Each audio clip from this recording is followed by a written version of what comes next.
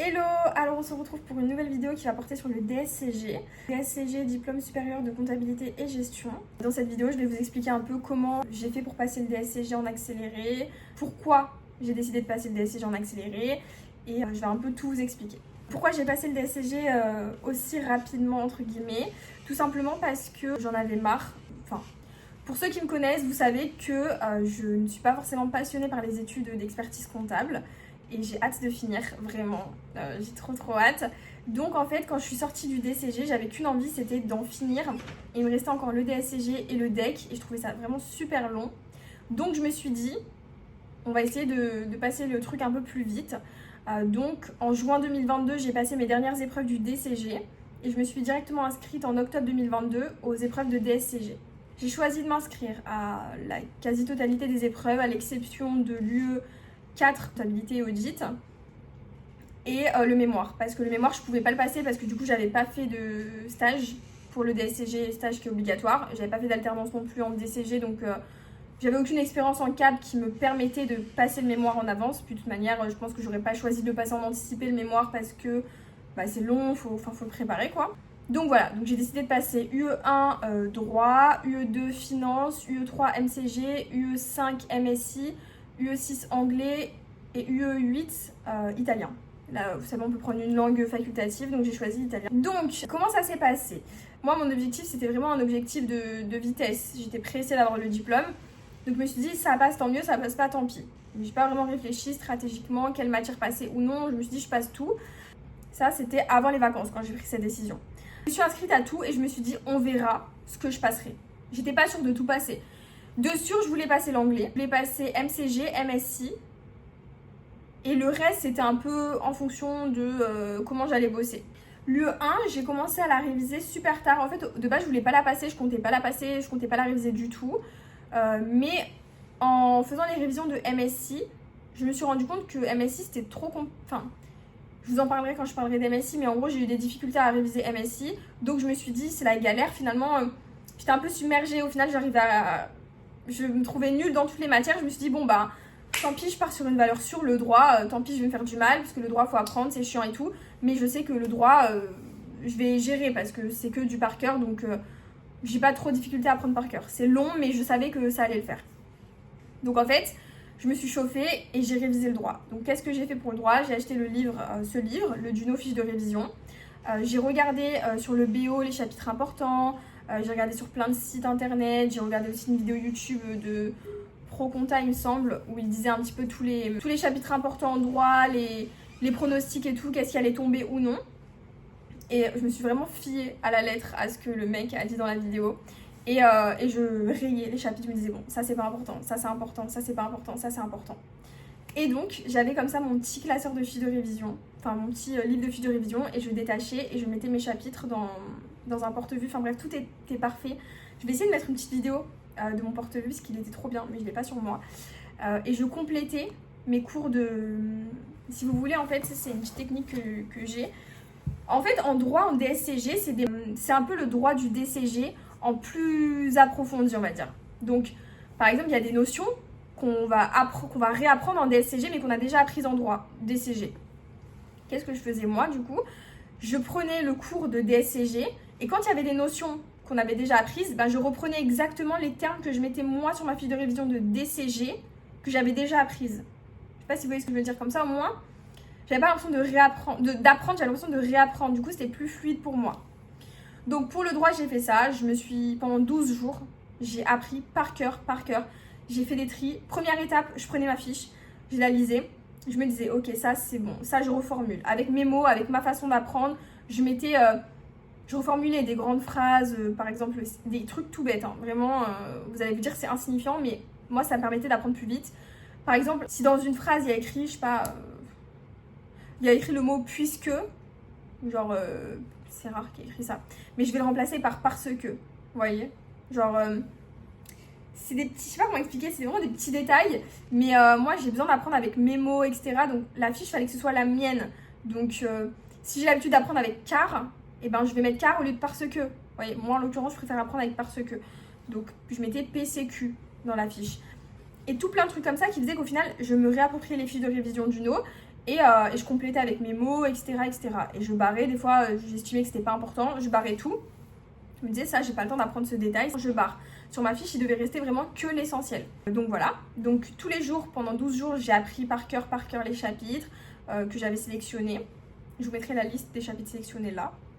Donc voilà pour le droit ce que j'ai fait. Ensuite, pour le droit, j'ai fait du coup quelques petits sujets d'examen pour vérifier mes compétences. Mais les compétences n'étaient pas folles, hein. J'avais pas eu le temps de vraiment bien apprendre, j'étais un peu dans le jus, mais c'était du par cœur. Donc j'ai tout donné sur ça. Je suis allée à l'épreuve, je suis tombée dans le tram le matin de l'épreuve, j'étais encore en train de revoir des trucs que j'avais jamais vus de ma vie. Vraiment, mais en regardant les sujets d'examen, je me suis dit ah ça ok. Donc malgré tout ce que j'avais sélectionné, vu que j'ai fait un choix dans mes chapitres, quand je faisais les sujets d'examen, forcément que je tombais sur des dossiers que je connaissais pas du tout, où j'avais pas de réponse. Mais du coup, je les ai quand même fait, j'ai fait à l'aide de mes connaissances, etc., etc. Et après, quand je regardais les corrections, ça m'apprenait un petit peu des choses.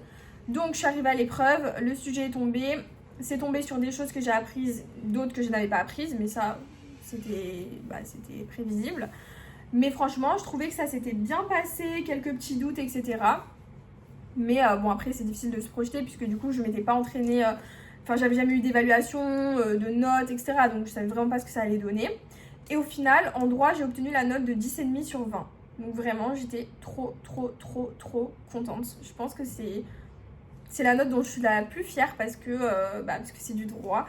Et que tout le monde dit que c'est une matière compliquée. Donc, je m'attendais vraiment pas à avoir cette note. Je m'étais dit déjà, si j'ai 6, c'est trop cool. Je la garde. Comme ça, je compenserai l'année prochaine avec le reste. Mais je m'attendais vraiment tellement pas à la valider à 10,5, j'étais tellement choquée, mais trop contente, agréablement surprise. Ensuite, lieu 2, finance. Alors, finance, très particulier. Pourquoi? Parce que finance, moi, en DCG, j'étais bonne en finance. J'ai eu 19 sur 20 à l'épreuve de DCG en finance. Et du coup, j'étais sûre de moi. La finance, pour moi, ça allait vraiment être la matière... rien à faire, genre je révisais un peu et c'est bon, quoi, c'est des maths. Mais en fait, pas du tout. Quand j'ai commencé à vouloir réviser la finance, je me suis rendu compte que c'était compliqué. Il y avait beaucoup de formules, il y avait... Waouh, c'était vraiment pas évident en fait. C'était... Je sais pas, c'était trop... Si j'ai bien compris, en gros, la finance du DCG, ça se rapporte vraiment aux entreprises, alors que la finance du DSCG, c'est plus sur les groupes. Donc c'est un peu compliqué, il y avait trop de formules à apprendre. J'ai commencé, je faisais plein de calculs et tout, et je me suis dit, mais c'est mort. Quand je vous dis ça, on était en... La finance, je pense que j'ai commencé à vouloir la bosser, on devait être le 15 septembre. L'épreuve, c'était genre fin octobre. J'avais le droit, enfin, j'avais pas encore décidé de passer le droit. Mais j'avais MCG, MSI, anglais, italien. Je pouvais pas tout faire, quoi. Donc je me suis dit, finance, c'est trop chaud. Et j'ai décidé d'abandonner la finance.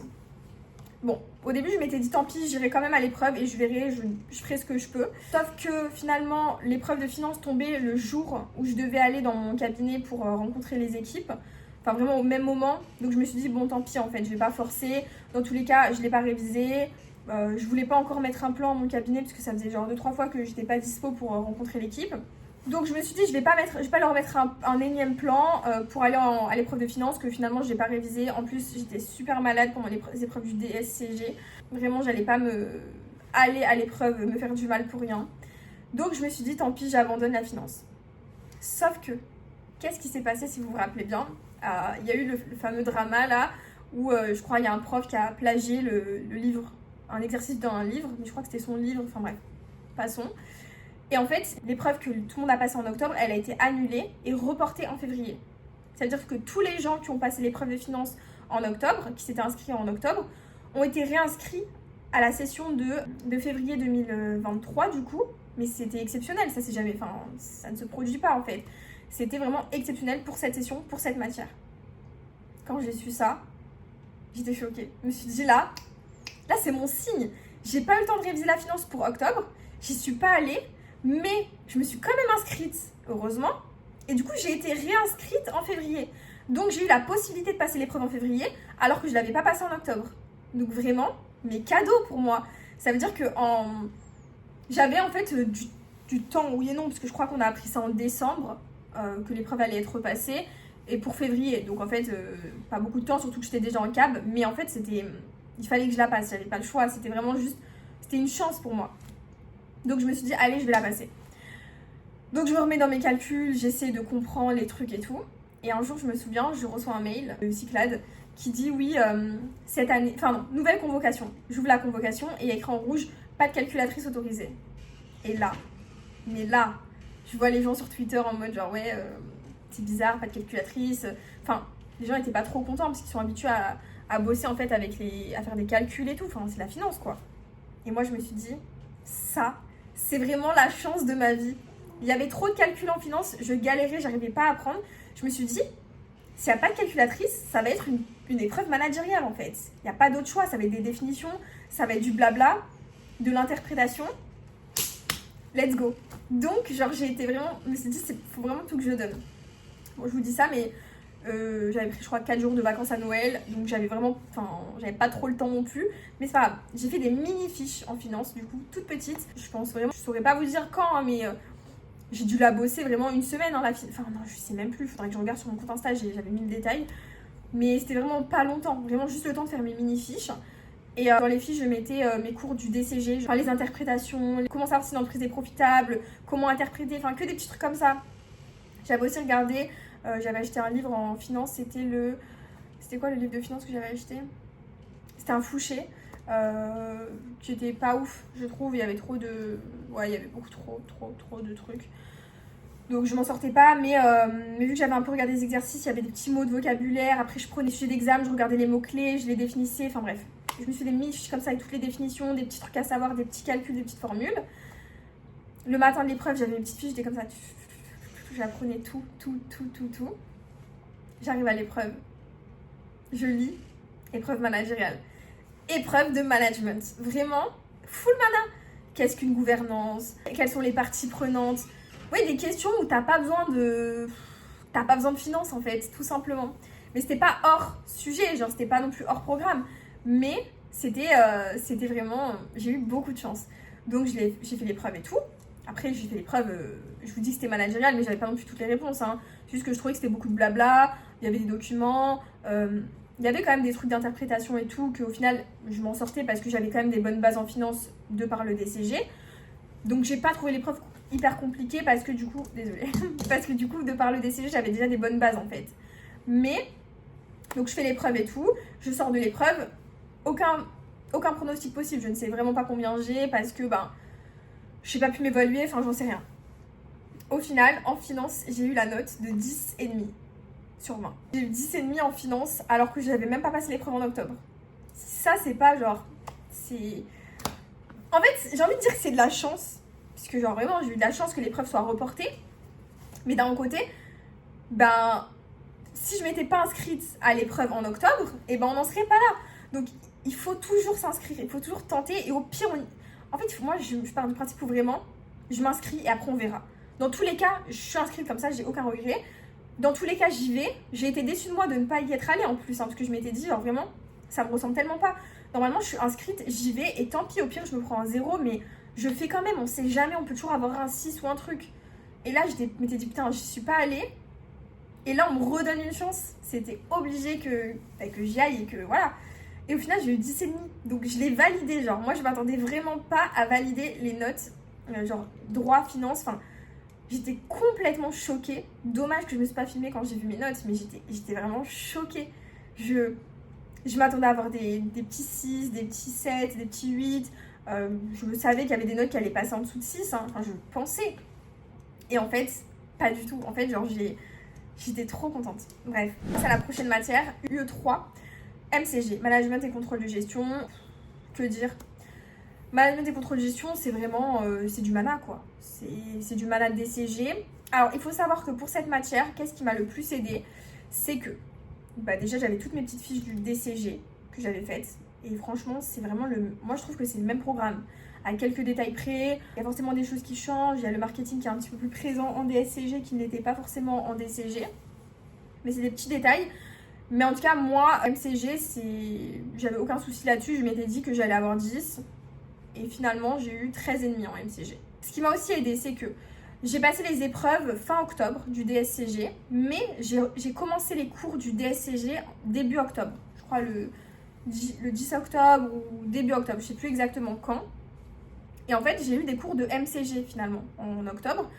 Et du coup, j'essayais d'être un peu attentive pendant les cours de MCG, parce que le prof était très dynamique, très bien en fait. Donc il était captivant. Donc au final, ça m'a beaucoup aidé parce qu'on on faisait toutes les bases, on reprenait toutes les structures. Donc j'avais vraiment des petites bases très récentes dans le cerveau. Donc j'ai pu composer mon épreuve de MCG sans trop de difficulté avec les cours que j'avais eu en DSCG du coup. Je sais pas si c'est très clair. En octobre, pendant un très court laps de temps, mais quand même, ça m'a suffi en fait finalement. C'était... j'ai quand même été en cours. C'est ça en fait qu'il faut pas oublier, c'est que j'ai eu un peu moins d'un mois de cours de DSCG. Mais c'était du coup un mois qui était assez précieux. Les cours qu'il y avait en MCG, je les trouvais vraiment bien. J'essayais de m'intéresser parce que je savais que ça allait me servir. Par contre, en droit, j'avoue que je m'en foutais parce que j'avais déjà mon cadre de fait. Je savais ce que j'avais appris et tout. Donc voilà pour MCG, j'ai vraiment trouvé l'épreuve accessible, vraiment. En tout cas, moi, je l'ai trouvée très accessible et je suis persuadée qu'elle est accessible pour tout le monde. Donc voilà. Ensuite, MSI. MSI, je l'ai passé du coup aussi en anticipé. Alors MSI, il faut savoir que j'avais préparé des fiches de révision quand j'étais en DCG. Parce qu'en DCG, j'avais déjà pour projet du coup de passer mes épreuves en anticipé. Et je m'étais dit, bah quand j'ai un peu de temps, je fais des fiches de MSI. Comme ça au moins, quand j'arriverai au moment où je devrais apprendre la MSI, bah, j'aurai juste à apprendre mes fiches, elles seront déjà faites. Donc en fait en DCG, j'avais acheté le livre Juno de MSI. Et je résumais, je faisais vraiment des fiches, etc. Donc j'ai fait un résumé du Juno en gros. Et du coup, pour apprendre la MSI, bah, j'avais déjà toutes mes fiches de prêtes, donc j'avais plus qu'à les apprendre. Et donc j'ai commencé à les apprendre, etc. Mais au final, très complexe. Alors, apparemment, c'est la matière la plus facile. Mais moi, je l'ai trouvé vraiment... c'est pas mon délire en fait, c'est tout ce qui est informatique, système d'information, les petits mots chelous. Enfin, pas mon délire. Donc j'ai vraiment eu du mal à la réviser. Et je me suis dit, waouh, en fait, c'est cata. Je faisais des sujets d'examen et je me rendais compte que j'étais toujours à côté de la plaque. Jusqu'au jour où j'ai compris et je me suis dit, en fait, je pense qu'en MSI, il n'y a pas une réponse possible. Donc la réponse du corrigé, là où je me mettais du coup 0 point quand je m'évaluais, parce que je me disais, bah, t'es hors sujet, meuf. Mais en fait, je pense qu'il n'y a jamais trop de hors sujet et la réponse qu'ils te donnent dans le corrigé, c'est pas comme en droit. En droit, il y a une réponse, point. Mais en MSI, je pense qu'il n'y a pas une réponse, il y en a 15. Genre après, il faut avoir les mots-clés, il faut avoir les trucs. Mais au final, j'ai essayé d'apprendre, d'emmagasiner un maximum d'informations. Et à la fin, je me suis dit, tu sais quoi, laisse tomber les cours, occupe-toi des mots-clés. J'avais vu un live de blog des étudiants en contact qui disait que pour MSI, elle avait essayé de caler un maximum de mots sur sa copie, de mots-clés en fait. Donc je me suis dit, là j'ai plus le temps, je vais faire pareil. Donc qu'est-ce que j'ai fait? J'ai fait une liste des mots-clés que je trouvais en fait, je regardais les sujets d'examen, je voyais quels mots revenaient souvent, quels mots revenaient aussi. Dans mon cours, quand je dis mots-clés, c'est pas les mots... Comment dire? Par exemple, un système d'information, c'est pas un mot-clé, mais c'est un mot que tu dois connaître en MSI. Genre, c'est sûr que tu dois connaître la définition puisque tu vas devoir l'utiliser. Il y a plein de mots comme ça que tu dois connaître, mais c'est pas ça les mots-clés. Les mots-clés, ça va être les mots genre mutualisation, interopérabilité, scalpabilité. Vous voyez? Tous les petits mots comme ça, c'est des mots-clés. Ces mots-clés, j'en avais fait la liste. Si vous voulez, je pourrais vous passer la liste d'ailleurs, je crois que je l'ai encore. La liste des mots-clés avec les définitions de ces mots. Et j'apprenais par cœur les définitions et les mots. Et ensuite, qu'est-ce que je faisais? Donc une fois que je connaissais par cœur le mot et la définition, donc si tu me disais le mot, je pouvais te citer sa définition. J'avais appris tous les mots. Je savais qu'il y en avait tel nombre. Sur les conseils du coup de blog des étudiants en compta, le jour des preuves quand je suis arrivée, j'ai pris mon brouillon et j'ai noté tous mes mots-clés. Tac, tac, tac, tac, tac, tac, tac, tac, tac. Et pendant l'épreuve, je regardais et j'essayais de caler les mots-clés. Donc ça m'a vraiment beaucoup servi, je pense. Et du coup, quand je calais un mot-clé, je calais sa définition. Par exemple, je disais, voilà, ce qui est important, c'est l'interopérabilité de nanana, nanana. Point. L'interopérabilité et nanana, nanana. Comme ça, au moins, ils savent de quoi je parle. Ils savent que je sais. Et alors, en vrai, je sais pas trop. Mais je cale les mots. Et franchement, je pense que ça m'a beaucoup aidé. J'ai vraiment fait au feeling plein de trucs. Enfin, vraiment, l'examen, c'était que des trucs que j'avais jamais vus. Faire un schéma directeur de je sais pas quoi. Je savais pas ce que c'était. J'ai fait des schémas, des trucs. Et au final, en MSI, j'ai eu 14 sur 20. Ben donc, je m'en suis plutôt pas mal sortie pour ce que j'avais fait, franchement. Donc, je pense que c'est une matière aussi qu'on peut passer en anticipé. Après, gros disclaimer, et vraiment, il faut vraiment faire attention. Quand vous passez des épreuves en anticipé, vous prenez le risque de valider cette épreuve à 10. Ça, il faut le savoir. C'est-à-dire que une matière comme MSI ou une matière comme MCG, si vous prenez le risque de la passer en anticipé, vous prenez le risque qu'elle soit validée à 10. Qui dit validée à 10 dit on ne peut pas la repasser. Donc ça peut être dommage parce qu'en fait, MSI et MCG, c'est des matières, franchement, si tu les bosses, tu peux facilement claquer un 15, claquer un 16, ou un 12, ou un 14, ou peu importe, mais c'est peut-être dommage de les valider à 10. Ça dépend vraiment de vos objectifs. Moi, je sais que mon objectif, c'était de valider un max de matières. Je m'étais dit, au pire, si je valide à 10, c'est pas grave, ça m'enlèvera des matières et l'année prochaine, j'aurai plus qu'à me concentrer sur le reste. Et je sais que, vu que je m'en étais bien sortie en DSCG, je m'étais dit, même les matières les plus difficiles de DSCG, je serais capable d'avoir un 12 ou un 14, enfin, ou un 10 du coup pour compenser tout simplement. Donc ça me dérangeait pas de les valider à 10. Mais si vous sentez que vous avez des difficultés en droit, en compta, en finance ou des choses comme ça, je sais pas si c'est une bonne stratégie d'aller valider une matière MSI ou MCG à 10. Je pense que c'est peut-être un peu dangereux. Il faut vraiment que vous trouviez votre stratégie en fait, tout simplement. Donc voilà. Ensuite, UE6 anglais. Anglais. Alors anglais, on va parler français. Mon niveau en anglais, il était comment? Moi, de base, j'avais pas un bon niveau en anglais. Je comprenais un peu ce qu'ils disaient, mais franchement, pas fou.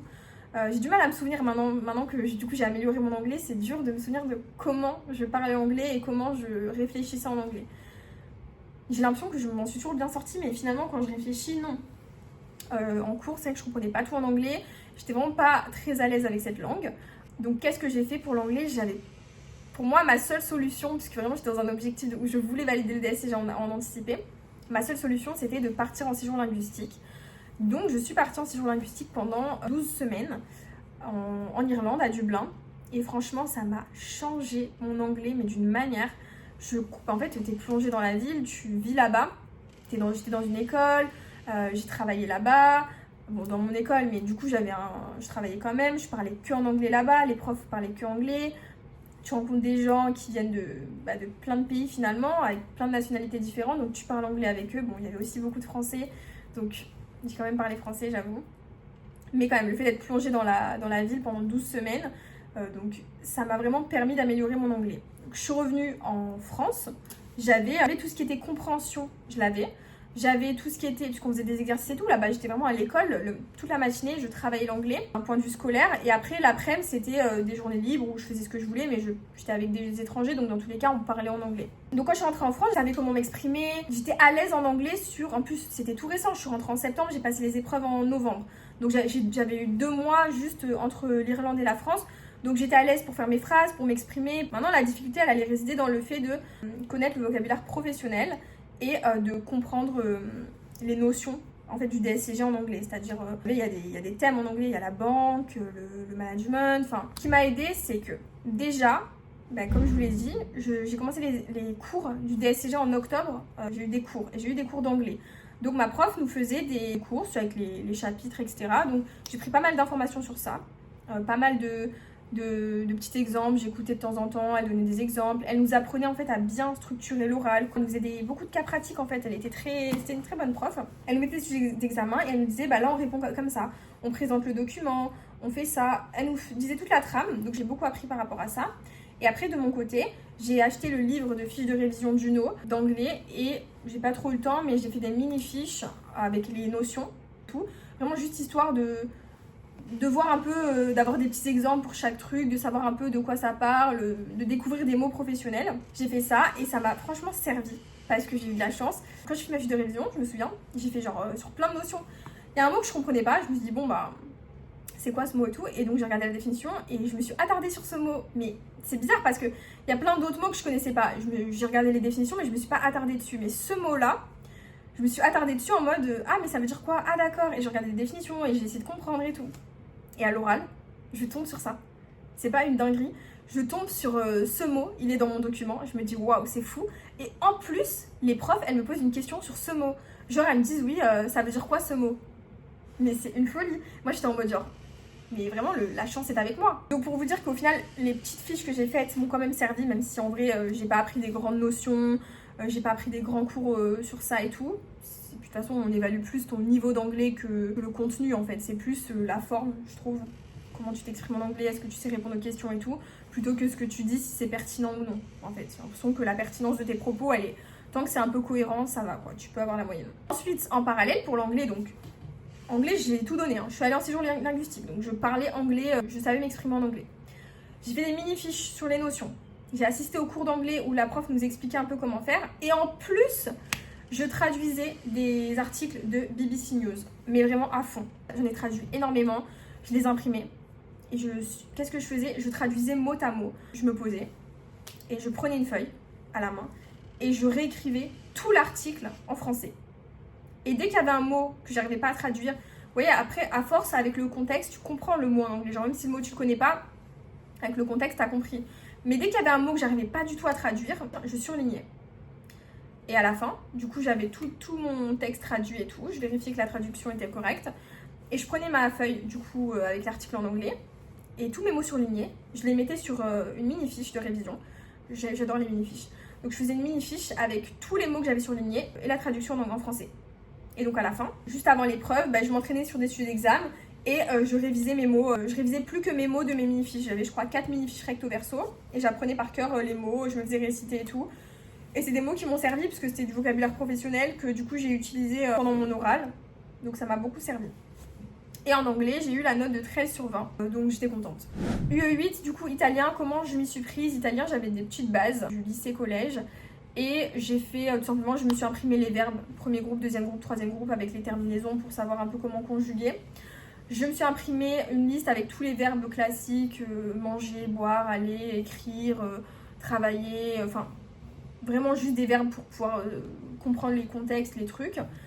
Et je me suis imprimé également du vocabulaire professionnel, à savoir chiffre d'affaires, bénéfices, salaire, bien-être des salariés, enfin des petits mots comme ça où je me suis dit ça va forcément tomber, etc. Et après je me suis entraînée sur des sujets d'examen qui étaient déjà tombés. Et sur un texte écrit en italien, je vais comprendre 80%, non, je vais comprendre 85% ou 90% du texte. Après, pour l'écrire, du coup, je m'étais entraînée. J'avais aussi fait une mini-fiche avec les mots de liaison, du genre alors que, parce que, en conséquence. Vous voyez, des mots un peu, voilà, pour pas juste écrire à chaque fois donc, pour pouvoir avoir du vocabulaire et montrer que je sais écrire. Donc, j'ai essayé de caler mes mots dans ma copie aussi. Et voilà, en italien j'ai eu 15 sur 20, donc franchement pareil, très très contente. Si vous parlez une langue étrangère, italien, espagnol, allemand, on y va, on fonce, on le tente, ça coûte rien. Et même si vous la parlez pas trop non plus, je veux dire, j'étais pas bilingue en italien non plus, pour le parler j'ai vraiment dû me replonger dedans, apprendre mes terminaisons. Je m'étais dit je peux essayer de gratter des points sur ça, je vais y aller quoi, genre franchement là, objectif c'était de valider, je voulais gratter des points partout quoi. Donc voilà, pour l'italien. Ça en fait, c'était les épreuves que j'ai passées en anticipé, donc directement après le DCG. Et honnêtement, je pensais jamais que j'allais tout valider. C'est-à-dire que là, j'ai eu que des notes au-dessus de 10. Je vous explique même pas ma tête quand j'ai vu ça, j'étais choquée. J'ai vu que j'avais plus que 10 à tout. Je me suis dit, mais en fait, mais voilà quoi, genre... j'étais tellement contente. Et là, je me suis dit, waouh. Donc en fait...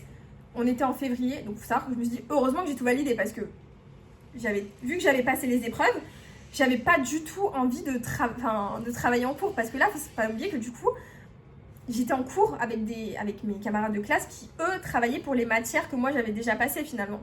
Mais du coup, moi j'avais des cours de droit après les épreuves en novembre, décembre, janvier, parce que du coup les résultats ont été décalés à février à cause de tout le bordel de la finance.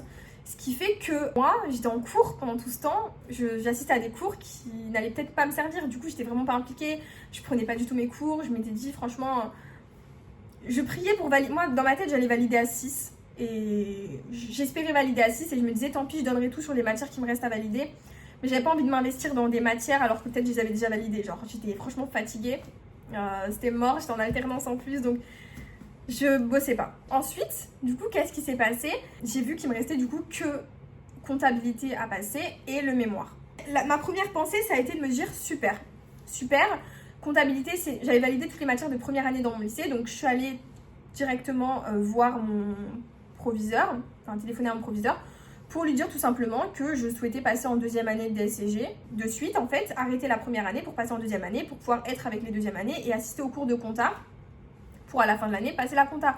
Parce que l'objectif c'était ça en fait, c'était d'enlever un maximum de matières de première année pour pouvoir être tranquille et passer genre les matières de deuxième année de façon plus chill, profiter un peu de ma vie parce que en DCG j'avais vraiment beaucoup travaillé, Donc j'avais vraiment maintenant envie d'être beaucoup plus chill, de finir vite, mais pas de bosser. L'objectif c'était vraiment d'être tranquille et de faire une année tranquille. Donc quand j'ai tout validé, je me suis dit c'est tout bénef, je vais faire une année de deuxième année de DSCG tranquille. Le proviseur m'avait dit ok, tu passes en deuxième année. Donc si vous voulez, j'étais même en avance sur les deuxièmes années parce que les deuxièmes années, ils avaient toutes les matières de deuxième année à passer alors que moi j'avais que la compta et le mémoire. Donc je me suis dit je vais vraiment être tranquille. Et en fait, je me suis chauffée, grâce à vous aussi. Genre sur Insta, vous m'avez chauffé et tout, vous m'avez dit oui, mais en fait tu sais que tu peux t'inscrire au stage deck avec le DSCG en complet. Du coup là, je me suis dit en vrai, j'ai beaucoup hésité, hein. Je me souviens, j'avais fait des stories pour dire non mais j'ai pris ma décision, j'ai pas envie de me presser, j'ai envie de faire une année de chill, d'être tranquille, de passer mon DSCG vraiment tranquillement, c'était l'objectif et tout. Et le lendemain, je me suis retrouvée dans le bureau de ma manager en train de lui dire oui, est-ce que ce serait possible que je passe en stage deck? Donc finalement, stage deck activé. Donc je me suis dit je passe en stage deck et je passe mes 2 dernières épreuves de DSCG en candidat libre. Je me suis dit en vrai, il me reste que 2 épreuves, dont le mémoire qui est réputé pour être très facile. Je me suis dit ça va le faire. Donc ils ont accepté de me faire passer en stage deck et donc j'ai quitté le DSCG. Finalement, j'ai fait que 4 mois au final en DSCG. J'ai fait octobre, novembre, décembre, janvier et février, ouais.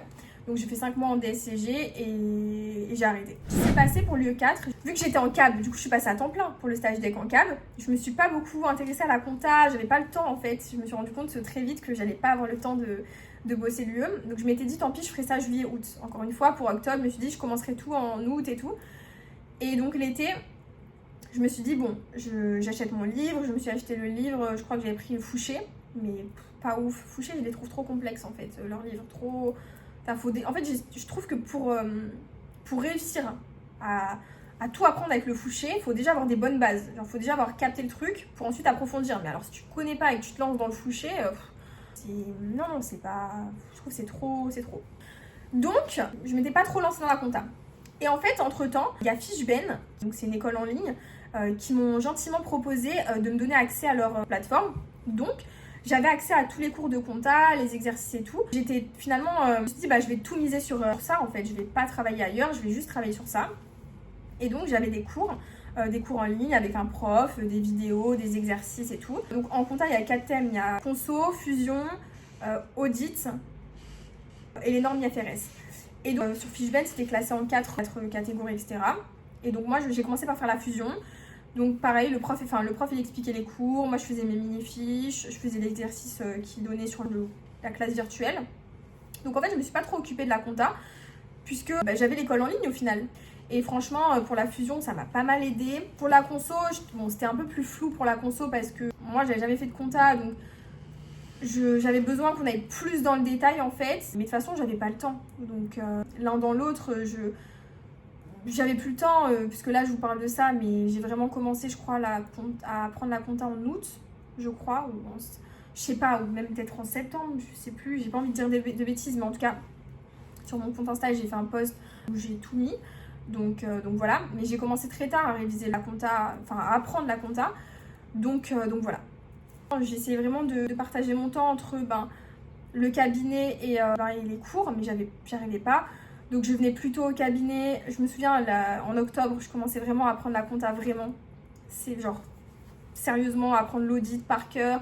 Je venais le matin au cab, j'apprenais par cœur et tout. Je me suis donné et tout à la fin, j'ai tout donné vraiment à la fin, sur la dernière ligne droite. Et je me suis dit, je devais juste avoir 6 sur 20 en compta et 6 sur 20 au mémoire. Mais en fait on se dit 6 c'est tranquille. Mais en fait quand tu fais les suites d'examen, tu te rends compte que 6 des fois c'est pas tranquille. Il y avait plein de trucs que je maîtrisais pas et tout. Donc j'ai vraiment essayé de peaufiner ce que je maîtrisais. J'ai balayé le plus gros, je me suis dit, je sais que la conso c'est le plus important, c'est là où il y a le plus de points. Et moi je me suis dit en vrai, la conso, j'ai plus le temps. Je comprends pas. J'avais du mal à comprendre, même avec les vidéos et tout. Enfin la conso c'était pas mon délire. J'étais trop en retard pour me concentrer sur la conso. Donc je me suis dit la fusion, j'ai trouvé ça simple. Je vais me concentrer sur la fusion. L'audit c'est du par cœur. Je vais me concentrer sur l'audit et les normes IFRS, je vais essayer de choper 2-3 infos. Et je pense que conso, j'arriverai forcément à choper un point. Je commençais à compter mes points. En fait, je me disais conso, si je chope un point, c'est bon. Fusion, si je chope 2-3 points, c'est bon. Audit, je chope 3 points. Au final, j'avais un petit 6 tranquille. Mais j'ai eu 11,75 en compta, je crois. Je me souviens plus de mes notes de DSCG. Mais je crois que j'ai eu 11,75. Donc j'étais trop contente, j'étais choquée, mais de toute façon je voulais juste 6. Donc... Et ensuite pour le mémoire, voilà.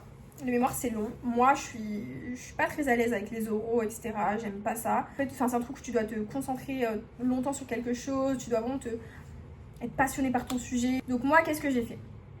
Pour le mémoire, j'ai choisi déjà un thème managérial. Pourquoi? Parce que déjà j'avais pas envie de me lancer dans un truc technique, ça m'intéressait pas. En plus, j'avais pas trop de temps au final. Donc en fait, j'ai commencé vraiment à m'intéresser au mémoire en février, on va dire février 2023. J'ai fait ma notice, etc.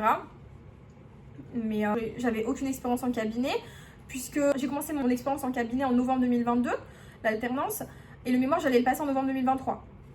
Donc j'allais avoir que 1 an finalement pour...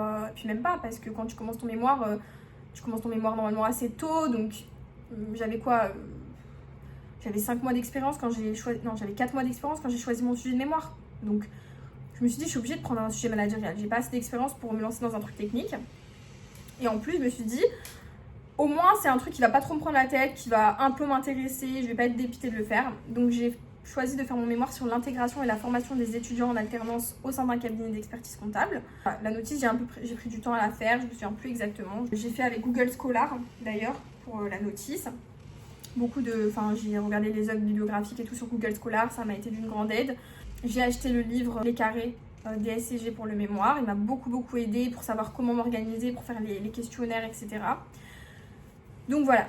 Ensuite, j'ai rédigé mon mémoire en 15 jours. Genre vraiment la rédaction, une fois que ma notice a été acceptée, j'ai rédigé en 15 jours.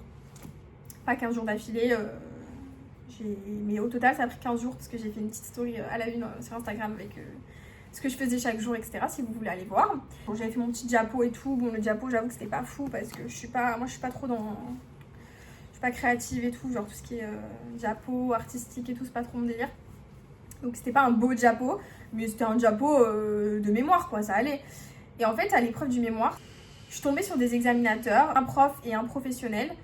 Et j'ai trouvé que l'oral, malgré le mémoire que j'ai fait, en fait je savais déjà, en prenant un thème comme ça, je savais que ça allait être touchy. Parce que tu es face à des professionnels et en fait, quand tu prends un thème managérial, tu remets un peu en question leur façon de faire. Moi en plus j'ai fait sur la génération Z, génération qui est très appréciée des anciens bien sûr. Et donc j'ai un peu dit dans mon mémoire que l'employeur devait s'adapter à la génération Z. Ce que je pense totalement finalement. Mais ça ne veut pas dire que la génération Z ne doit pas s'adapter à l'employeur. Mais par contre c'est un fait, je pense que l'employeur doit s'adapter à cette génération. Et donc en fait je pense qu'ils n'ont pas kiffé en fait.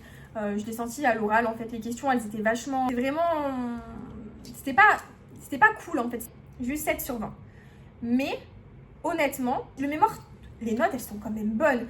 Mon mémoire il n'était pas cata franchement. Je trouve que 7 c'était dur.